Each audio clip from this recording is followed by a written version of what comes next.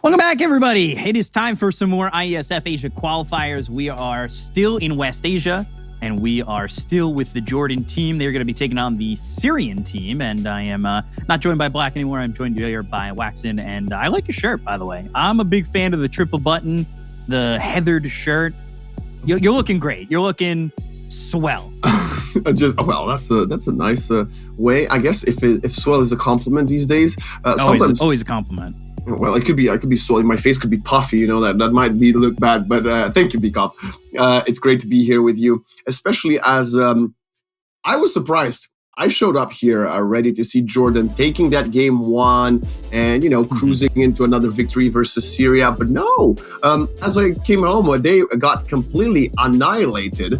And now they're with the backs against the wall, because if you lose two maps in this group stage format, there are chances of you getting one of those top two slots are going to be getting slimmer and slimmer.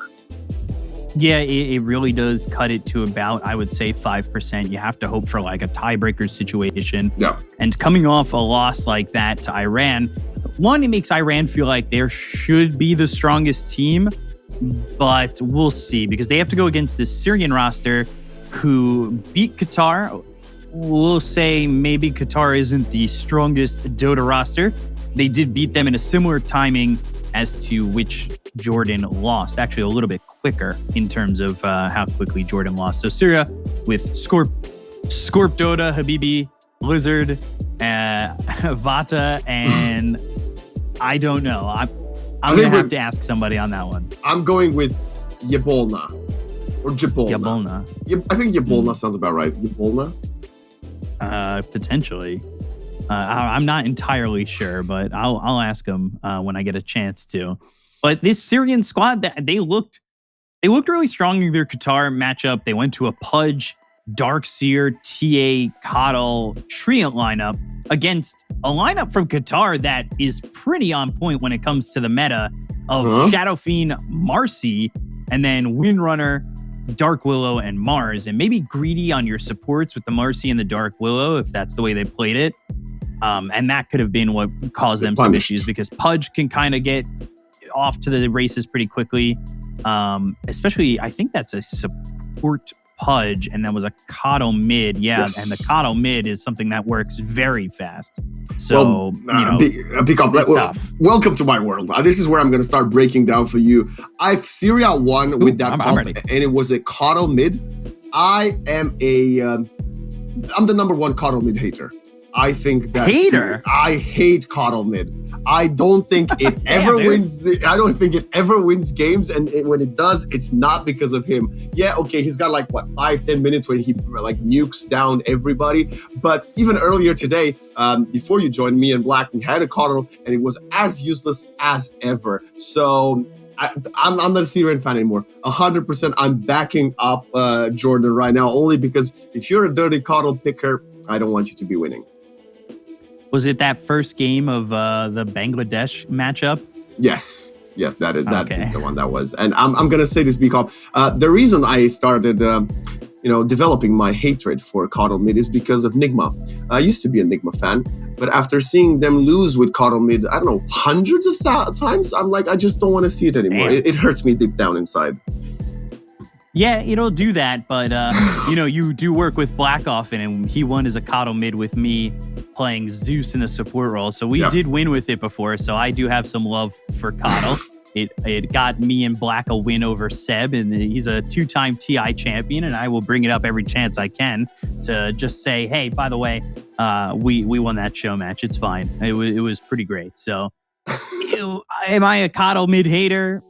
A little bit. I'm not the hugest fan of that hero, but it definitely, based on what we've seen, this region so far is fast, and it gives you that, I would say. The Darkseer in that game also had a wonderful time. I mean, you look at that kill line, and that's 7-4 and 25, being a part of 32 kills in 23 minutes.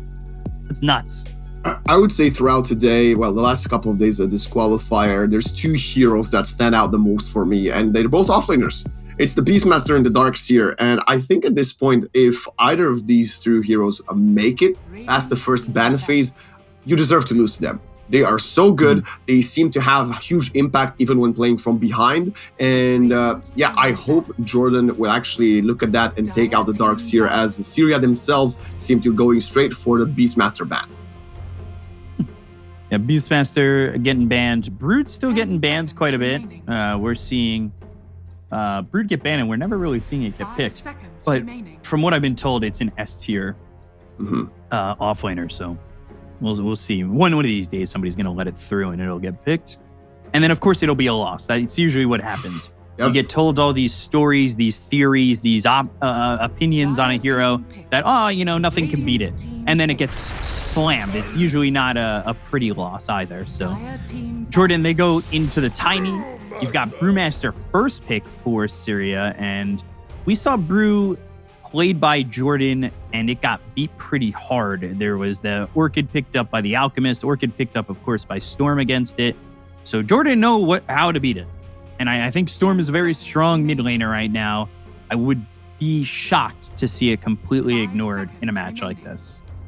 They also opened up with the Tiny, which seems to be the favorite opening of the Asian qualifier. I think this is at least the fourth game where I have Tiny as a first pick throughout the last few days. So quite good. Like I said, I'm a big fan of Tiny mid these days, maybe even carry. I think as a support, he doesn't hit the tempo as fast as he should from the core role. But I love the fact that Jordan did go for the Darkseer ban. I think if they would have let it through and Syria had overall first pick, they probably would have taken that instead of the Brewmaster.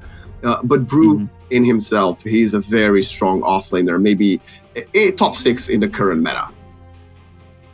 Yeah, we'll see how Brew does, and I'm interested to see these drafts because allegedly right now Aframoosh is the coach for the Jordan side. We've seen him there before, and I like what he does. He played for Jordan, last year. I think last IESF. That's correct. So he was in it with Mage, and I mean these guys.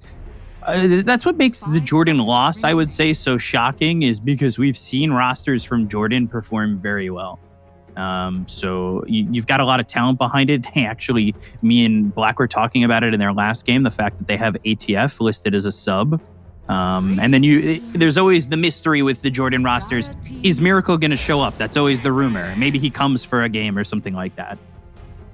I don't want to say yes, but I'm holding my fingers for it, because imagine just having Miracle play. But Miracle might show up in Chengdu. Jordan needs to actually come across much better with the draft in this one if we want to dream even of seeing the one and only over there. And I mean, honestly, I heard you and Black talk about this off stream about the players and the caliber of players that the Iranian squad has, but I was expecting them to be a very underdog team because they don't have any of the Winter Bear players on their roster, right? Not Mikey and none of his teammates. And I said, okay, Iran would have had a great lineup had they used players of that roster, because Winter Bears had pretty successful season, right? Sometimes taking off maps from PSG Quest and even Nigma Galaxy a few times. But even still, this shows us that Iran has a big Dota scene with a lot of potential, upsetting Jordan in, well, dominating fashion, right? So right now, they are going to be having a game off stream while we get this, and they'll be facing Lebanon, not Libya, which I think is going to be quite a close one. So we'll keep an eye on that while this series ahead of us commences. Dark Willow. Okay, I gotta ask you, Bicop. Do you really think this hero is still as strong despite the 2 massive nerfs it received just a few days ago? I don't think the Brambles is as big of a nerf, but I do think the Bedlam change is a much bigger nerf, because that's what made this hero viable. Although prior to that, Dark Willow was seeing some picks, even with the Bedlam change, because you could sit back and you could do, all of your kit from afar and be this great support. Yeah. I will say, though, I think the Bramble change is fine. The duration, 15 to 12, like 12 in itself is a long time. 15 is an unreasonable amount of time. But the extra Brambles with Thorny Thicket, I think is fine. Like, I think you're still in a strong spot, and overall, I think you're okay. You're fine. I think the Bedlam change is big, but you know what I think the Bedlam does to the hero? It makes you more inclined to go for the other facet, the throwing shade one, because now you deal more damage to nearby heroes whilst in Shadow Realm. So if you pop Bedlam, blink in Shadow Realm, the Bedlam in itself does more damage. So I think maybe that's what Valve wanted with this change. They wanted the Dark Willow to be up there close and personal. And now paired up with Spirit Breaker and Tiny, they have a lot of these heroes that just want to be in your face. Yeah, the question is, do teams want to go away from Thorny Thicket? Thorny Thicket just gives too many benefits. Yeah. And I think teams are very happy with what you get in lane, and especially now with Spirit Breaker in it, you know, you cut off, it's very much a lot of zone area denial. So you put that down, you've got area denial, you get charged from the other side. Where do you really go? You have to go into the other team. It forces you to fight. And I think that they want that. But the Winter Wyvern, so this is probably Wyvern, Dark Willow, although this could be Wyvern off lane. 10 seconds and Spirit Breaker 4, Dark Willow 5. I'm interested to see where they throw this, because the Winter Wyvern is very strong in lane, and it can be a very big nuisance with farm, especially. So earlier today, we had a Spirit Breaker off lane, which would that's mean, not a surprise. Which mean we would get a...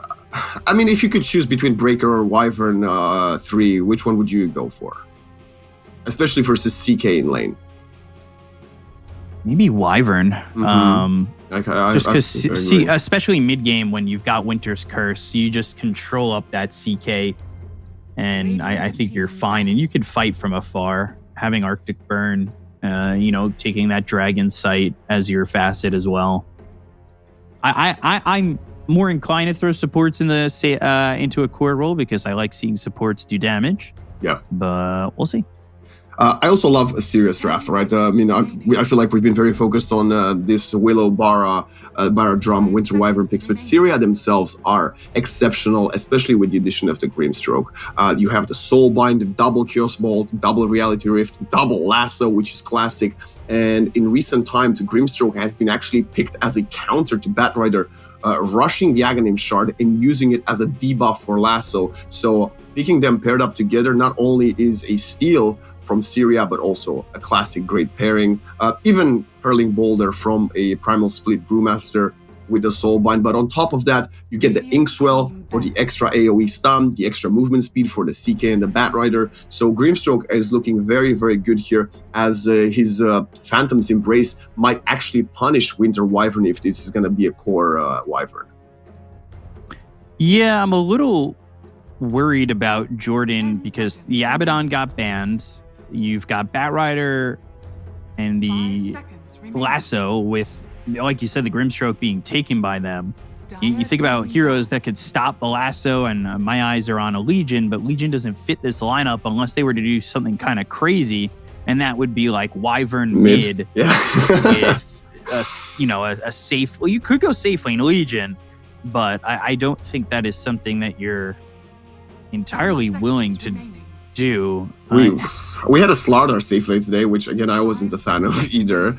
So I would stay away as much as possible from having flexes like this, and maybe Jordan for going for just banking on the Wyvern to counter every Lasso, right? The Batrider jumps in and you just Winter's Curse him every single time. And I think that's what they're doing. Yeah, they're completely going away from it and taking the Ember Spirit. But Ember Spirit, again, that Grimstroke Phantom's Embrace is going to be really good against him. Yeah, definitely. And the Ember, I think we're going to need to see no Mage Slayer. I don't know. I'm not a big fan of Mage Slayer early. I want it to be Maelstrom first. Okay, no, pick up. No. Give me a Mage Slayer, because earlier today, I saw the craziest Ember Spirit game that both me and Black have... I mean, I've never even thought about this build. It was an Ember Spirit that got Threads, Wand, Bloodstone, Dagon.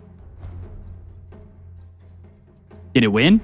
Of course not. What type of question is this? I don't know. You were like crazy build. Maybe it won. Who knows? Just asking questions here. And then the Ember went to complete the Mage Slayer, and of course that didn't happen. Purchased the cloak, and the game ended. So I would rather take the Mage Slayer instead of the Dagon, please. But in this game, I gotta say, Dagon would make more sense because it kills the Phantasm Illusion. I don't know. I want the Maelstrom. Just give me Maelstrom on the of course on the Ember, please. Stop going. You can go Mage Slayer after. That's fine. Yeah, but Maelstrom is your farming item. And a decent item in fights. Show me a Maelstrom first, please. I have to agree. No, Maelstrom just to accelerate your farm and just the input of damage that you do with a Sleight of Fist every team fight is the way to go. And it's going to be... DK, no surprise. Replied with the Dragon Knight, the classic matchup, right? Ember, DK. They both should be fine. But there is some ganking potential, especially if Paris's Spirit Breaker wants to start rotating early, right? You leave your lane, you join up with the Dark Willow, and you go help the Ember kill the DK. If the DK oversteps, there is something there, as Jordan has a really, like I said, in-your-face lineup, and I think they really want to play on a fast pace. They want to Remnant in, Avalanche Toss, Blink, Spirit Breaker charge, Dark Willow with the Bedlam. I also feel like they're playing on a timer. I know tiny late game can be a menace, but I really think this Chaos Knight would completely destroy him if we go minute 45, 50 or later. Yeah, so an off-lane Wyvern that's going up against the CK. I'm interested to see how that matchup ends up, because you can do damage from afar. I think you're in an okay spot. Arctic Burn early is kind of rough to deal with, but we'll see. The safe lane Tiny is really where I kind of start questioning everything. So I'm not the biggest safe lane, the biggest safe lane Tiny supporter. Well, with that being said, we also gotta talk about the experience between these two teams, because Jordan has, I would say, considerably more competitive experience than the Syrian players, right? So this might have to come into play from them, especially as they're playing with, like we said, back towards the wall. They had a really poor showing in game number 1, so there's a lot at stake for Jordan here to showcase to the world that they are the team that has the upper hand. As right now, Peacock, we are underway with the best of one matchup between these two squads. Yeah, and again, we're seeing some swaps here. Taz is going mid with this Ember. He's listed as their safe laner, and it looks like we're going to find ourselves getting a fight. The early Bramble Maze isn't going to be enough. These heroes on the side of the Radiant aren't exactly in. It was a short-thrown Bramble Maze. They already lose this Spirit Breaker, and Valerian, he's going to die too. So you lose 2. You go into the Void Drunken Brawler, and it gives you that status resistance. Taz dies, and it's 3 heroes dead in a 1,000 pre-bounty net worth lead for the side of Syria. This is rough. Disgustingly bad. You've got a Dark Willow Tiny, 2 of these heroes that are very good at fighting for the bounty rune, and you just got completely trumpstered because, like you mentioned, the status resist and a lot of the magic input damage coming in from, well, predominantly the supports, but even the right clicks from the CK. He also popped 2 Chaos Bolts in that team fight. Wow, not the start that they wanted to have. And now we get Nagato going for an early observer D-word in their own jungle. There was no support going to D-word that, really. Yeah, getting that D-word, getting yourself a little bit of gold, always nice. You want to make sure that you're backing up and, I guess, checking stacks potentially being made. And now you're behind quite a bit. And the one who got the most out of that was the Grimstroke, and it puts this Wyvern in an even worse spot if Grimstroke could kind of get out early and do a bit with this advantage. Especially when Chaos Knight will hit level 3, right? That's when he has the Chaos Strike and the Reality Rift to pull them closer to him. Up until that point, Wyvern wants to get ahead, so let's see if he can actually sustain himself long enough. As Paris gets a kill on the Courier bottom, in mid, Taz versus Jablona? Is that what we settled on? We'll be just trading blows. I don't expect any action happening. Cinderbrew activating, right clicks in, has the Fairy Fire, even turns around. But not going to be a kill. How well Soul does is going to be a real indicator here, and I am very worried for the Jordanian side. Not that this is an open lane, definitely, but Wyvern early on isn't going to exactly give you too much except for Arctic Burn against this CK, and a charge doesn't feel too devastating. I honestly think Paris should get level 2 and give as much space to Isla as possible, because Isla needs to have the XP advantage if she wants to sustain, but we see this, level 2 already. There's the stun. Inkswell, too, is going to pop. He's dead. They might have even been able to transition that into a kill onto the Spirit Breaker. Valyrian also dies, and it's 5-0. And they might even lose this Dark Willow. There's 5 stacks of sticky napalm up top, and Nagato, oh god, dive into the tower? Yep. My goodness. It's another kill, 6-0. I thought the danger will come level 3, but that's definitely not what happened as they're going for more. They're going again, bottom. Inkswell, stun up, no neutrals. They may not help you. Oh gosh, Soul getting another kill. This Jordan team is off to a rocky start. I did not expect it to be like this. Neither did I. Like I said, I thought level 3 is when the CK will get active with usage of the Inkswell, but Soul is turning into a killing machine at level 2. I know CK is really good in the current meta, but maybe feels too strong right now, and it might just be a bit of an overcommit from Isla a few times there. Ooh, Nagato gets the Lotus Petal top, but he is looking pretty dead. Well, yeah, we've been with another kill. Stuck following this bottom lane, but action is happening left, right, and center as well. Now the charge bottom. There's nothing they could do with that. Paris might even just die. He already used charge. If they go Inkswell with this, he's in a lot of trouble. Actually, I like this, changing attention onto the Winter Wyvern, because they know that Paris doesn't have charge, but they just don't quite have the damage to get that kill. Charge in 1 second. Burn, charge? Yeah. All right. Well, that's giving it back. Small victory. You know what? I almost say it's wisely giving it back. You don't have to give up killing spree gold. Yeah. No, that Just die and come back. Full health, full mana. it's a viable death. I don't think so. But what are you doing now? Look at this Batrider. Batrider is going mid, want to secure the water rune, not allowing Taz to get it. Using this Searing Chains and Dragon Tail. Nope. Ember doesn't get the water rune. Oh no, Taz. He's dead, man. He has sight in a second, but it doesn't matter. There's no support that's going to save him. Charge would be too slow. A TP would have been too slow as well. And this is a very open lane right now for DK. This Batrider is completely taking over the game. He's having so much impact. It's the Cinder Brew with now the Flame Break. These Brambles don't matter if you can run, and Firefly, the Shadow Realm Strike's going to do some damage, but Batrider is very willing to die here if both these heroes go down. And bottom, the action continues. He dies. They keep going bottom. This is unbelievable, Beakop. Isla is going to fall. Yeah, 2 seconds. He is... Oh, the bash! But the Reality Rift, it's not going to matter. They just keep going. It's 12-2. This is where in my pubs I say, all right, GG. It's over. Just end. And go down mid.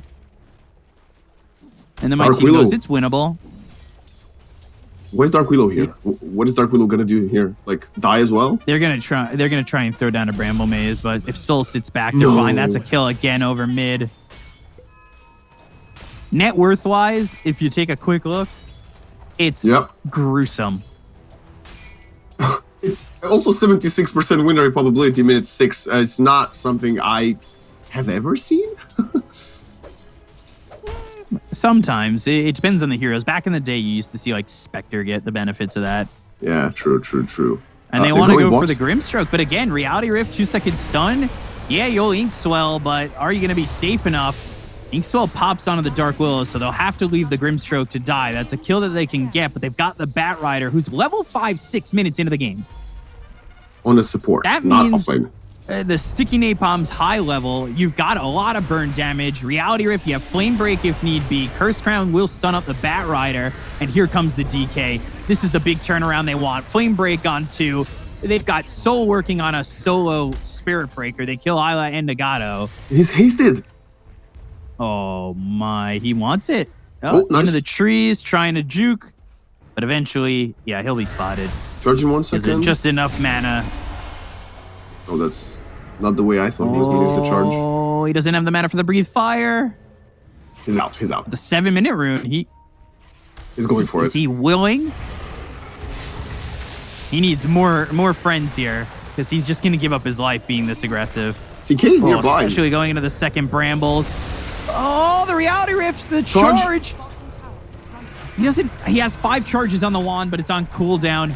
CK picked up the Wisdom Rune. He's got enough for Phantasm now. Oh my gosh. I wouldn't exactly want to dive into the tower, but you do have creeps, so you are fine. Another Arctic Burn to get on the peninsula and away from this team. The pursuit is relentless. Look at Soul. He's still on it. Oh, finally. Kind of wants to stop, I guess. But they're TPing mid. Taz might be in danger here. The lasso's available. Oh, bottom. Looks like they're going to try and get another kill. They've got the Phantom's Embrace. While mid, there's a lasso. They'll get the kill on a Taz. Isla under the tower. His own tower. He thinks it's safe, but it's really not. Ember has nothing. Truly nothing. Charge on a Soul. I don't think you kill him. Inkswell. They're going to need a third, and they're actually going to get a third. But now they're going to get everybody. They're mad. Everybody TPing bottom. He's still not dead. What is happening? Oh, finally they got him. Ember going forward. Lasso's not available. Sleight of Fist, Searing Chains, Brambles down. They've got the charge, but they soulbind, they silence, they stop the charge. He's not dead. Inkswell onto the Bat Rider. A Flame Break. Ooh, not going to push him into the Inkswell. The chase with the sticky napalm. They do have an Ember here. Dragon Knight's made the rotation. That's a dead Spirit Breaker. 20-5. 8 minutes into the game. A Breathe Fire missing on the Dark Willow. Goes into the Shadow Realm to leave. But DK is chasing, and Ember still wants to get a kill on the Grimstroke, but he still can't do that. And if you're Reality Rift, you'll pull him into the Inkswell, but they can't get the vision and the range. So he's under the tower. Ana Ila, who's still level 5. No Winter's Curse. Cold Embrace looking like it's going to extend the inevitable. They'll TP down another Spirit Breaker, another hero. The charge is onto the DK. And does this bait them into thinking that they can fight? Because this is a questionable exchange. Is there an exchange? I mean, it's 21-5. No. I don't know when the last Dire kill came. By the way, it's also Lizard free top doing bruise work, farming and getting close to a Radiance at 12 minutes. I would say would be the timing. Remnant away, but the Inkswell. Now the Avalanche. Cursed Crown. He's got to get on that high ground for safety. They're still going after Paris off to the side, but he's able to charge away.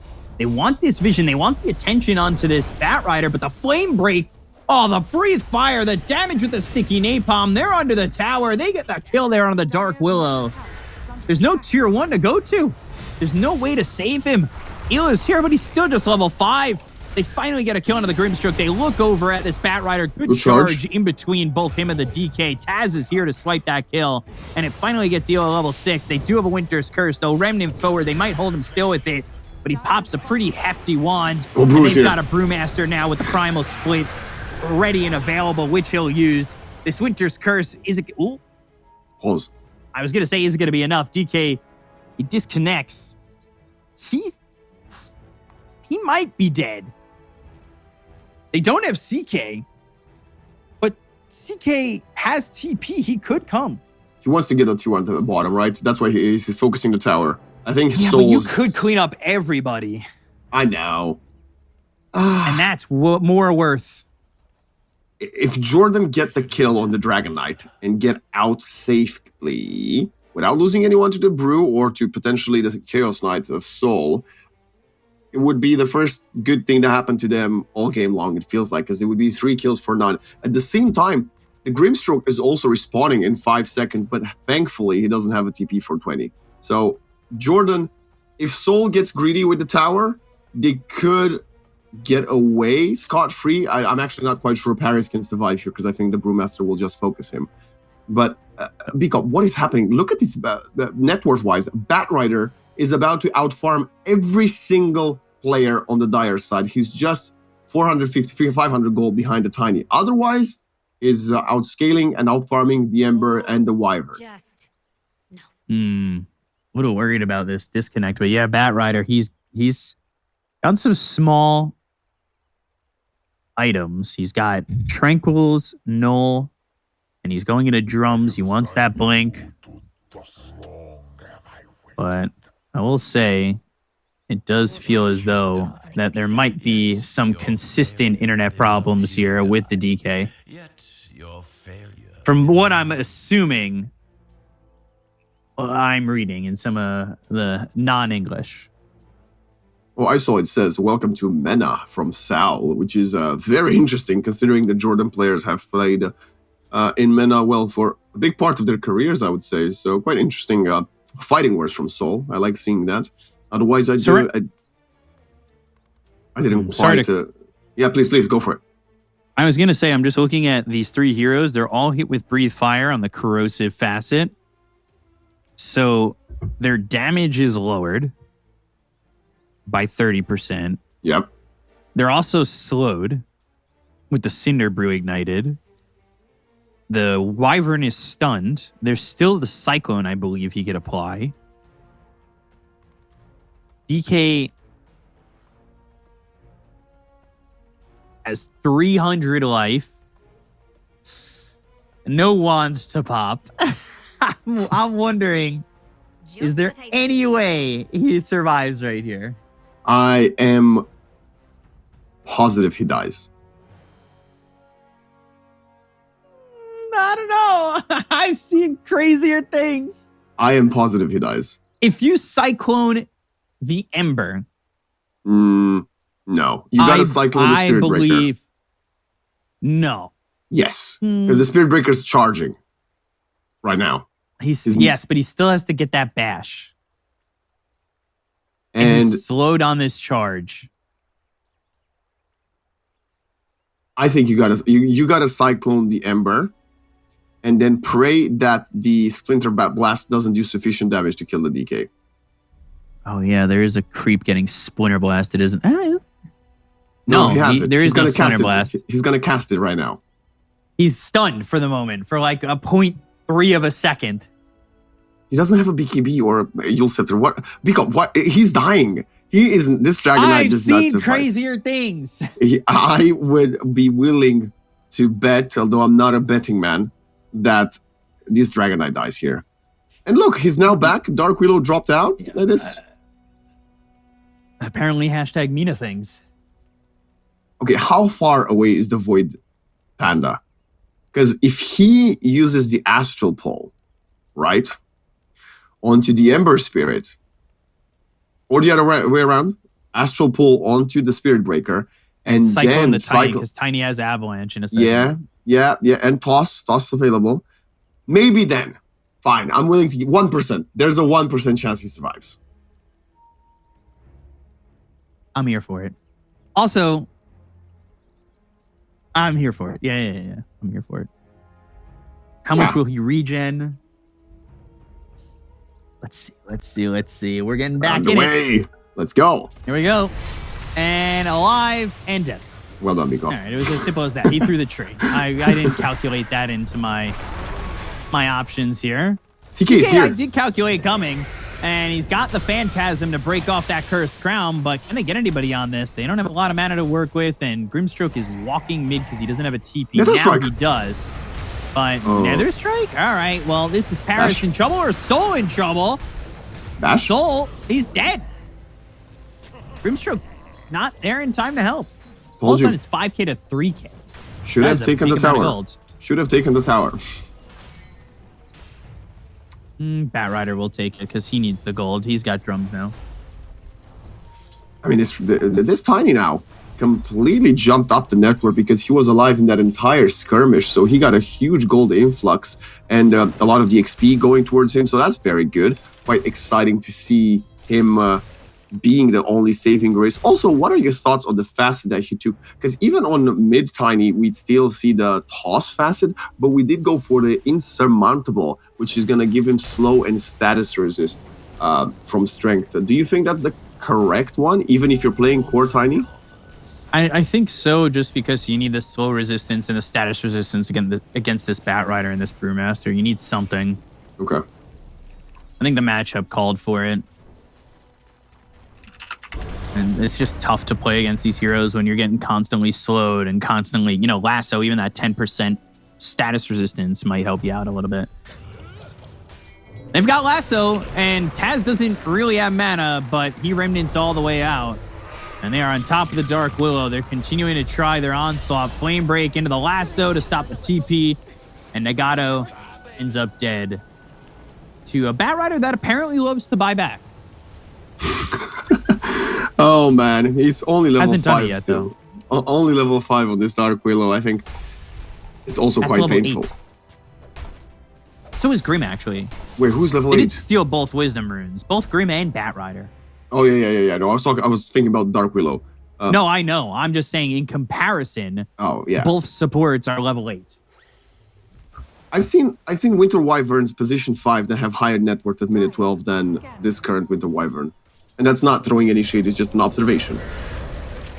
And they found Taz. They do not have lasso, but it will not matter. The continued lockdown with the Ink Swell and the Dragon Tail just feels so good.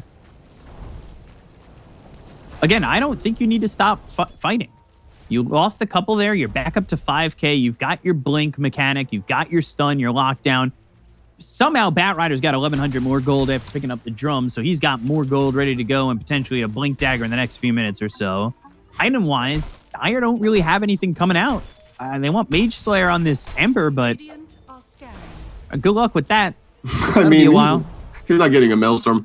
I don't think he's getting the... He should. Mage Slayer either. I know I'm looking like finances wise. Where's the credits? Yeah. And it's also, they have level 6 on Nagato, right? Maybe the Terrorize might help some of his teammates escape when they're getting jumped on, right? I mean, it's the small things that count. Spirit Breaker has the Blitz Knuckles for extra attack speed, but he's quite a way off from the Shadow Blade himself. I don't know, B-Cop. There's a Dragon Lance on the Winter Wyvern. That is one good thing going in their favor, but the Arctic Burn, he only has 2 points in it because he's feeling forced to max out Splinterbast to just push the waves back so they don't lose every single tower. Yeah, the Splinter Blast is the right move, though. You needed to farm, you needed to get these creeps, and you needed to just get to those next couple items. Like, this is an off-lane Winter Wyvern that wants to get a good amount of farm, and technically second in the net worth for his team. They're smoking up. They want to get something. So a bit early. A bit early. Oh, no way. No way are they going to camp this thing. He's not going to jump to it. Surely he would never jump to that. Well, he might, but good game assist from Jordan. You've got Soul showing. There's no way he jumps to that. Please, I beg. Now is not the time to fat finger. You know what's going to make it even worse? In about 2 minutes, when this Bat Rider will have a Blink Dagger for himself, that's going to actually be very, very painful. On top of that, 2 minutes. It should be within the next minute. Surely. Well, I'm trying to, you know, I'm trying to back Jordan up in this one. Too high for that. He's 400 ahead of the Wyvern and 1,000 ahead of the Ember Spirit. This is not an Ember Spirit support. It's not some crazy play. This was a mid lane Ember that got shut down because of 2 beautiful rotations of the Bat Rider himself. They're going to have an Orchid on the CK. Life's just going to get harder. They're going Inkswell, looking, searching who they're going to go for. They will find that Spirit Breaker. They have the Phantom's Embrace. That's a long silence. And long enough to get the kill. Now, Phantom's Embrace is only level 2. So the attacks right now are 6, but it'll be 9 on the next one, which is insane. But hero attacks are counting as 3 each, so it'll be 3 hits. Terrorize, Curse Crown, but now they've got the lasso onto this Winter Wyvern who's supposed to be using Winter's Curse to do something, but it's to try and survive. Unfortunately, that doesn't matter. So now when you respawn, Winter's Curse is on cooldown for 80. So you really don't have any defensive spells. And because Terrorize is down for 90 as well. Tier 2 should fall very, very swiftly. They even have a if catapult. They're willing to come in under the tower, yeah. Yeah, the they problem need to is protect they it. don't have creeps. Oh, that's good. Still the power of the Ember Spirit cutting down the... cutting all the creeps. I don't even know, Beacop. Like, what are we even talking about this here? This is probably one of the most one-sided games we've seen, but they're trying to charge. And they're trying. They're going to go after the Grimstroke, but again, just getting Grimstroke may not be good enough. He survives, but he's in the brambles, throws a Soulbind out before he dies, just in case Taz connects over to somebody. There's a buyback used by the Grim. The Curse Crown's going to be onto the Bat Rider. They're trying to get the save. They have the Breathe Fire. Spirit Breaker's in with a charge. Toss Avalanche. That's 2 kills with the buyback used. But how much do now the Radiant get afterwards? Because you've got Brewmaster whacking down this Dark Will. They kill off the Spirit Breaker. They take out the Winter Wyvern. Everybody but the Tiny dies. It's not a team wipe. And then Brew's got bots, so he's top now. Oh my god. Like, this is Radiant's bots. This isn't just Radiance. This is Brewmaster being able to push out creep waves and pressure the entirety of the map with that kind of movement. And he's 400 gold away from having a full shard as well, so he can get in and out as well of his primal split. And I would almost say he doesn't need that. I think he doesn't need I'll it. be honest. Like, what's the danger? Who's gonna kill his Brewlings? Like, it increases the duration, which is great. I don't know if he exactly needs that at the moment, especially when you're seeing heroes like Taz die in 5 seconds. And by 5 seconds, I mean 0.25 seconds. Another charge. This is a Grimstroke that bought back, and there really isn't much of a response until after he dies, which is fine. Flame Break, Shadow Realm, Winter's Curse, again, very defensive, and they're going to use the Terrorize. It only hits the Bat Rider, so Dark Will is still dead. Okay, if that Winter Curse hits on the Bat Rider and Lizard gets them to work with some right clicks, he could get the Bat lower-ish. But essentially 2 big ultimates wasted yet again. And like you said, no more defensive capabilities, and they're going ahead. I love to buy back, doesn't even care, he doesn't have glass, so going up front, cutting the wave, using the Firefly to just kill the creep wave. And the Tiny is still farming. That is the one good thing that Jordan have going for them, but he can't keep up with 4 other heroes on the Radiant side, Beacop. He has a Shadowblade Echo Saber, but he can't go for a Silver Edge to get that extra break and bonus damage because he feels like he needs a BKB, which is true. He does need a BKB. Yeah, I don't exactly think he'll finish that Silver Edge either. I don't think that's exactly the value that you need. Yeah, maybe not. He could, because it's a slot, and you might want to just keep it from, you know, just upgrade a slot that you've got. But he desperately needs this BKB. They don't even feel the need to go for BKBs on the side of the Radiant. DK's going for one. He's got Mage Slayer and the Blink Dagger, but this is a CK that's now going Manta, Blink, Heart. Blink, Lasso into a Bedlam, but trying to pull him up onto the cliff. They've got the Reality Rift. They might kill off I Love to buy back, which is a good amount of gold going their way, but Tiny dying is a much bigger prize because that slows down the only person farming on the side of the Dire. They're still looking over at Paris. They do have them dusted. Nagato pulled back into Soul. They've got another kill. This Winter's Curse will do some damage, but the Cursed Crown will stop it. So it's actually Dark Will that makes this feel a little bit worse. They've got the Soulbind, but it's not going to connect to Taz. This is a Dark Will that can't do anything because he's dead. You've got Winter Wyvern that can't do anything because they don't have farm and they're dead. And DK surviving, able to get out. He's got 21 charges anyway. Tier 2 will fall, and they're going to take Tormentor. Wisdom Rune coming up in just a second, so they're going to steal that as well, making Jordan's life even harder. As this is the big timing that you want, too. The 20-21 minute where you take the tower, take the Wisdom Rune, take the Tormentor. It's such a big amount of gold that's available on the map for you.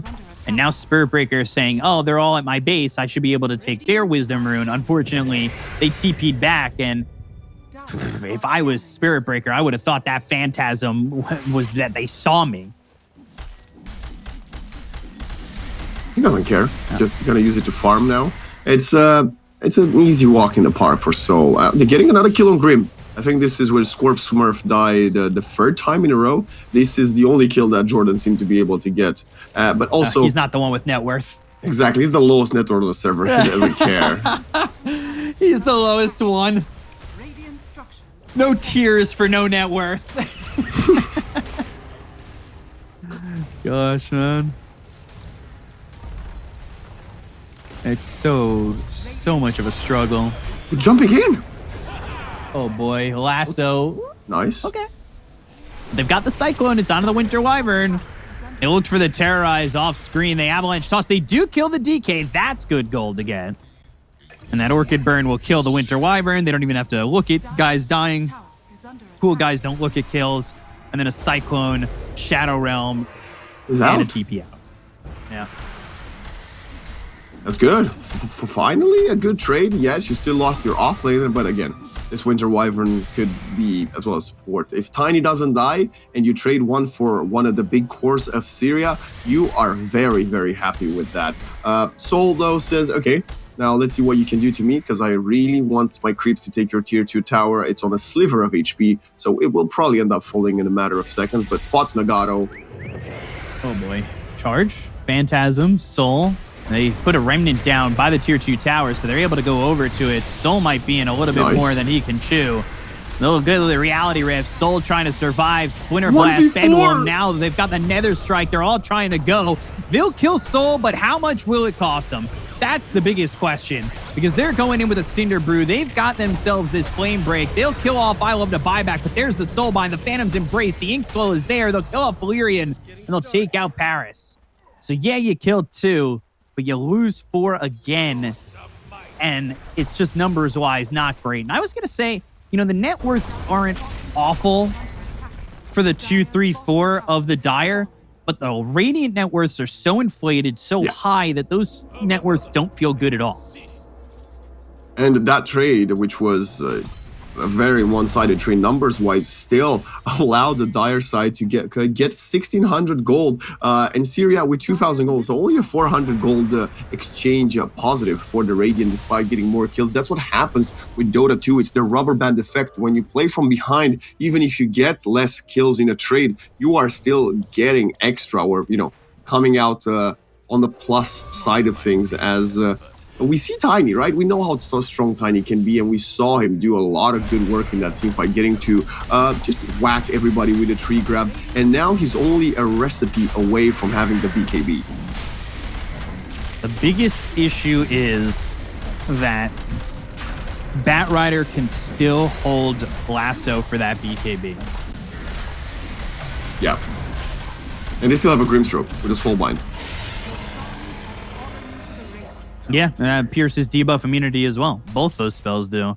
And now Soul, he's got an Aegis, so he doesn't mind playing hyper aggressive.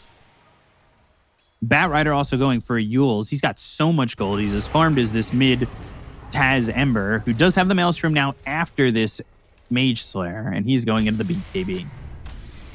I mean, at least this is going to accelerate his farm if they can hold on to their towers. If they can farm. Yeah.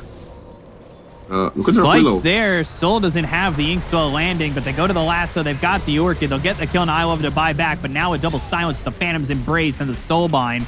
They'll go after Valyrian, and unfortunately, this isn't Game of Thrones. He's not built like Valyrian Steel. He's built like anything that is probably the close opposite. This is going to turn into 4 heroes dead if Taz can't get out, and luckily he's got a Remnant to leave with. 3 for 1. And 43 to 18, it's a hell of a scoreline pickup, right? It's a 42 huge kills in 25 deficit. minutes is insane. That's a game's worth of kills. I don't even know what to say. I don't know what's happening to Jordan. They definitely don't look like themselves today. And if they are having a bit of an off day, it's a pretty bad timing to have one, right? You need to show up. This is a very short qualifier. If you lose 2 games in a bad day, you just didn't wake up or didn't sleep properly, you will suffer a lot, and the rest of your country's season will look very, very dire, as right now they have no more outer towers. It's going to be only the tier 3s and barracks standing between Syria and, well, getting closer to the Ancient. Winter's Curse used. Why? Charge in. He still has Aegis, though. Soulbind. The blink in. The avalanche. The stop. He needs to Yules. He can't survive. They're diving in a little bit too far. You need to be careful. They do have Primal Split. They do have that Radiance. He does have a Manta that charges in onto that Storm Panda. They look over the Dark Will. They'll get that. They've taken the tier 3. They're going to lose at least one of the Pandas for now. Soul's hitting the towers. But he does have that Shard. Charge. Now back to form. They've left him. They've left him. The Cursed Crown. He's going to die. Why have they dove this far? Oh, they're finally getting punished. Where's the Dragon They're getting Knight? punished heavily. But the Phantasm, the Orchid, the Terrorize. Oh, tried to dodge Beautiful. it. That was almost close enough to get the dodge. DK is in. They've got the Bramble Maze down. Soul's in trouble. He'll get low. They'll try to TP out, but they lose everybody. Team wipe. It's a hold. It's a full hold. Team Jordan managed to hold up their base as they tell Syria, you shall not pass, and they don't. That was also the Aegis. All the time when the Brewmaster was trying to create space in the tier 4 towers, Soul was focused on hitting the tier 3, but didn't manage to convert even into a range rack. So in the end, they get punished because a lot of their spells were used early. DK arrived for the party way too late, didn't use Dragon Form, had to use BKB just to TP out of there and still died. That was the 9-second BKB. Jordan might have just done it here, Peacock, if they can mount this into some sort of momentum, not necessarily getting big objectives, but killing a tower, maybe getting your own Tormi if it wasn't taken. It might just give you more of a gold boost, as I'm already looking. That was a 7,000 gold swing. As this fight that was a lot. Us. Yeah, a lot of gold being taken by getting kills on the Brew that gave 1,700 gold, getting a kill onto DK that gave 1,100, giving a kill onto CK that gave 1,200. Even getting the kills onto the Bat Rider was worth 1,000, and so was this Grimstroke. So a lot of gold going their way. I do think that this is still securely in Syria's hands. They just have to get the next Aegis, and I think now they're waiting a while for that, which gives them a chance to farm on Jordan. But I do feel as though they are one fight away from breaking in, open the base, so way harder. The fights are just happening across the river, and as long as they're still there, and if Syria wins them across the river, it is very much a problem for the Dire. There's an amplified damage down bottom river. Let's see if which might be enough for them to fight. They're not spotting it. They're going up top. They saw the Ember with the Observer Ward on the cliff in the jungle, and DK's going for it. They have the lasso. He's dead. They've got Inkswell to follow this up. There's no way for him to survive. And now he's dead for 50, no buyback. And again, these fights happen across the river. Every time there's a fight that they win like this in this area, it means that, oh, by the way, tier 3 token, you don't want to leave. But it means that the pressure can be much more. Amplify damage is there for another 45 seconds if somebody wants to grab it. I think the Dragon Knight and Bat Rider just gonna spot it. They just put an Observer on top of the triangle cliff, and the DK just gets it right away. Tier 3 token still sitting in the jungle that they got while they were killing off Ember. Massive mistake. Gonna be the difference maker in this one. It's the comeback mechanic. That's what they Jordan needed. Forget about a tier 3 neutral token for Syria. But look at this Tiny. Okay, he wants to go for some sort of damage. Might it be the MKB, the Daedalus? We don't quite know yet. Nice, forcing a TP back. The lasso is also in cooldown, and Life to buyback will not catch the Tiny. Tiny is going for that Silver Edge upgrade again. It doesn't take up a slot. You might as well grab it, but I may have wanted them to go for something else and just get rid of the stick. It's not even a wand. They'll try to get stalled. They've got the Cursed Crown. That's purged off thanks to the Phantasm. BKB's going to be popped by Taz. They'll go for the Terrorize, which lands on the CK, and he's in trouble. The Soulbind is too late. The CK is dead. The double lasso is here, but isn't in time. The BKB's been popped by this DK. Do they have the damage? They will to at least get Taz. The Winter's Curse controls up 3, but Bat Rider is still here. They've dusted. They'll charge. The Ink Swell is out. They're 4 staff onto the high ground next to I Love to Buyback. They get the kill to the Spirit Breaker. The Flame Break is there. The TP attempt, the silence, the right click, and he's dead. Lizard shows up with a final right click at the very last moment. He was very close to getting out of there, but right now, 3 for 1. Still, taking the carry out is good, but if you have this Dragon Knight alive, with half of Dragon Form alive, he can melt your tier 3s. So 10,000 net worth lead again. Brew, you got to remember, this guy takes towers very quickly. He can take buildings at the speed of light. And they've got Valyrian looking for a kill with that Silver Edge, but that buyback's now kind of worthless for the Winter Wyvern as they don't get anybody on it.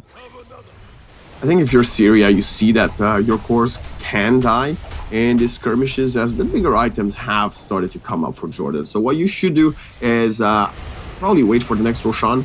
And then once you get that on your Chaos Knight, commit to having the team fight. Also, this Winter Wyvern has a full Hurricane Pike now at 2,500 gold away from getting the Aghanim Scepter to do even more damage in team fights. But surprisingly, no BKB yet on the CK. We thought he's not really gonna die, so he has the harder Tarask, but we did see him get punished for that. So now he's slowed down. Like I said, Roche is probably the big timing for them to just get on and go. We'll see what they can get in terms of a respawn timer, if it's going to be something beneficial. Does Paris almost have Aghanims? Because if that's the quick buy, he's got a point booster, which is 80 gold away from. Yes, it is. He's got the courier at the secret shop. That's amazing. An Aghanim Scepter on the Spirit Breaker, it's not going to be necessarily game-breaking, but having the Planner Pocket might be really interesting to see how the next couple of teamfights will unfold. As she's also going to get level 18, so it's going to lower the cooldown even more of the Nether Strike very, very soon. He could turn some teamfights around with a couple of unfortunate charges or bashes that Syria might be caught off guard with. But it's a fast Roche timer. Look at it, 30 seconds, B-Cop. Yeah, it's unfortunate because what that allows Syria to do here is pressure for a tower, get the TPs back off, go Roche. Yeah. The thing is, it's going to be there only for a minute and a half when it respawns, so they're going to have to make that decision pretty quickly. But they're mid. They're mid. They've found themselves Paris, and that doesn't slow down the Ags because he's already got it. But Planar Pocket, we'll see if that is the game changer for him. Planar Pocket's solid. It used to be the Shard, I believe. Yes, that's correct. But now as Ags, hopefully, you see a little bit of an upgrade to it. And it's Radiant's top tower is under attack. It's a lot of single target spell casting, so it should be good. Yeah. I think it could really work out well for them, but again, I don't want to say 100% sure. It could also not do anything because there's also a lot of split damage here, and if you get soul blinded with someone else, but you're not the main target, the Barret Drum is also hold still. So you throw that on top of the Dark Willow, you get too close to the Dark Willow, Planar Pocket doesn't really resolve that. So, you know, it's counter for counter to some extent, but now the Aegis will get claimed again. It's also going to be the second one, so the banner will be available for the next push if Syria wants to use it. But they're pinging their triangle as they're TPing back to the tier 1 top and to the Radiant triangle. There's so much vision from the Radiant side that I feel like Jordan needs a gem. They do, but they've just been dying. They have a gem, by the way, on the Dire. Oh. They have it on the Dark Willow. That was Grimstroke's gem. Which is going to be, you know, you still have to get out there to D-ward. Which is tough. I mean, they didn't even D-ward the cliff in their own jungle, and they were there. So I don't know what spots they checked with the Gem of True Sight, because that's... You play 2K MMR pubs and you see players just check that cliff, putting a sentry there. So if you have a gem, you should have looked for it. All right, man. Don't talk about my pubs. Please stop. Come on. But we did see the Observer expire, so I guess that's a good side. Because they don't need an Observer anymore. They've invaded the jungle completely yet again. Now, Jordan playing 12k behind the top set of racks are exposed from that previous Aegis fight. That was their first successful victory for Jordan, so they just need to, well, replicate that. But now they've got more tools, including the Silver Edge on Valerian. What Syria needs to do is not pull another LGD and dive the tier 4s. Yeah. So don't do what you just did to lose that fight. Lasso, that's on a Valerian. That's somebody you can't afford to lose. They'll go to the Terrorize. They've got the Soulbind, though. Primal Split's going to be available in a second. They get the kill to the Dark Will. They use the Witch's Curse. It's going to be onto this CK, but not a lot of damage being done to him. They've got the Cyclone, the Dragon Tail onto the Spirit Breaker, the Force Staff by this Winter Wyvern onto this Tiny, but the chase is there. They'll get the kill on Valerian. He does not have buyback. And without buyback on these two heroes, especially on the Tiny, holding is going to be so difficult. They've got the Orchid, Cold Embrace. It feels like it doesn't truly matter. They've got silences to follow up, but he gets into the Slight. Now they're doing some serious damage. The Winter's Curse, they've got the Nether Strike, the charge across, the CK though still alive, Ela dies, down goes the Spirit Breaker, and it's just the Ember. Nobody died. Absolutely, every single player on Syria still standing. Yes, some of them, granted, are a bit low in it, but that doesn't matter. 2 full sets are falling. They want to hit the tier 4s. I don't know what the DK is doing. He's going to join them in a moment. Ember Spirit is alone. No teammates for at least 30 seconds. 45 final, you'll be used, but the tier 4, first tier 4 will fall. B-Cop, this is the GG getting called out. Yeah, even the Lasso to finish it off.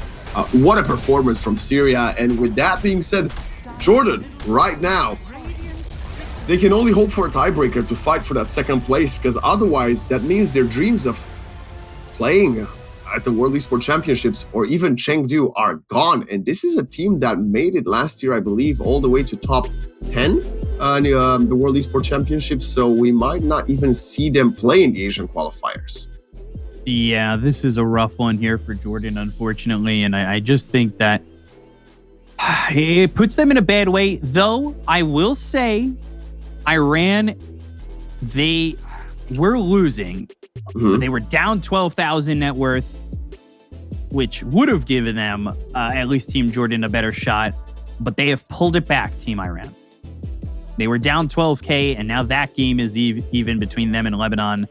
And it feels as though Lebanon are fighting for their lives in that game as well. It's tough. It really is tough. So we've got some highlights for you, which there's going to be a lot of, because there was 78 kills in 37 minutes. Wow. It all started before the first bounty runes. It was -1 minute when this skirmish happened. The 3 kills. The target focus from the Dire was definitely not there, right? Like, we see the Bat Rider low HP, and then they didn't finish him off because they couldn't catch him. They turned onto the Brewmaster, who is a very beefy boy, even at level 1. And then it kept going worse and worse from there, as we see this top lane, putting pressure. And I gotta say, Bat Rider position 4 was completely game-breaking for the first 15 minutes. It's the fact that it was so aggressive, and that really made it feel as though that this hero got out of control. He was level 6 so quickly. I have never really seen a Bat Rider be so fast to level 6. Truthfully, I've never really seen both supports of a team be like level 8, I want to say, before 10 minutes. Yeah. That is absurd amount of experience happening. That is an absurd amount of aggression going on, and just non-stop. 18 kills in 8 minutes. You're averaging over 2 kills a minute right now. Feels unfathomable, right? I mean, if we wouldn't have just witnessed it, and you would have just told me the story, I was like, nah, that can't have happened. Come on. But it did happen. And this tells me that Syria is a very prepared team for this tournament. Right now, they're up 2-0. And yeah, what else is there to say? They look like a prime contender to get that second place, even if they might lose later on versus Iran. Second place still takes you to Chengdu, and that's what you want to do. That's where you want to show up, and that's where you're fighting the big dogs. You might face the likes of Team China, the European squads that might make it over there. And, I think Syria has the tools that they need to go there. Like, look at the way they played in this game. Again, versus Jordan, a team with quite a few experienced players, and they really reduced them to not a lot.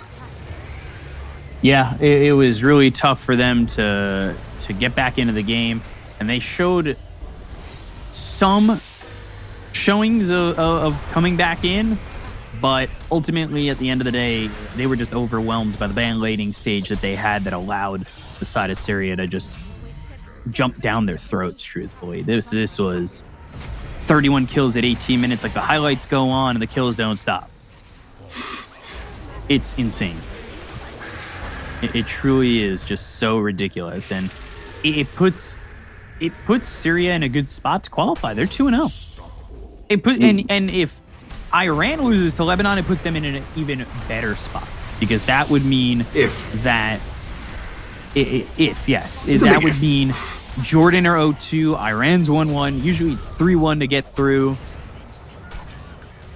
It'd be, and you've played, seemingly for Syria, you've played one of the hardest teams in Jordan. Your next step is beating Iran, who feel like the next team up. If these victories, you're 100% through. I don't see a way where you have 3 victories and there's a tiebreaker at this point. Unless there's 3 teams, that lose 2 games and then that they win the other 3. No, mathematically that doesn't make sense. No, it's 3 teams and 1 loss. 3 wins and 1 loss. As I gotta ask you a little bit about the draft, B-Cop.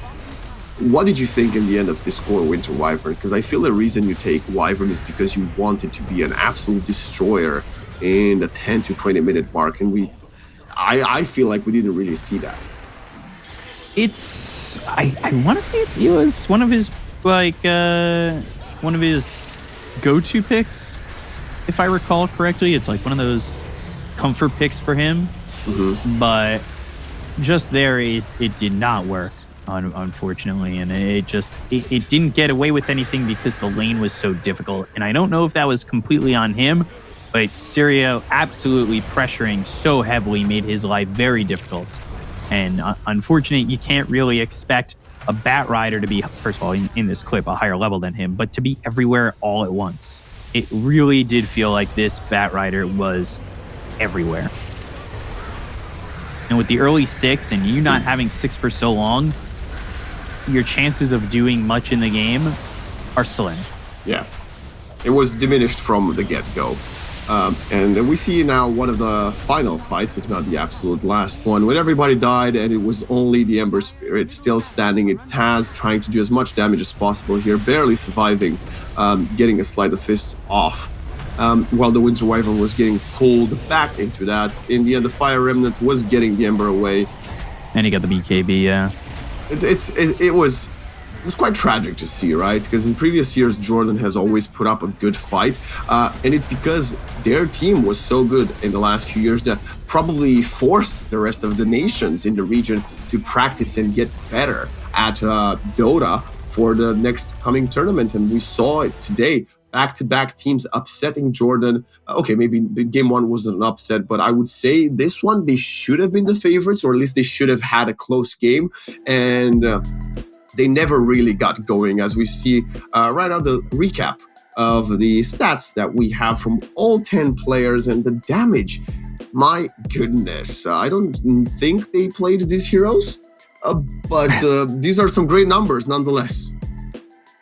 Yeah, the damage is up there. It was just very tough for the side of Jordan to get anything going, unfortunately. And you just,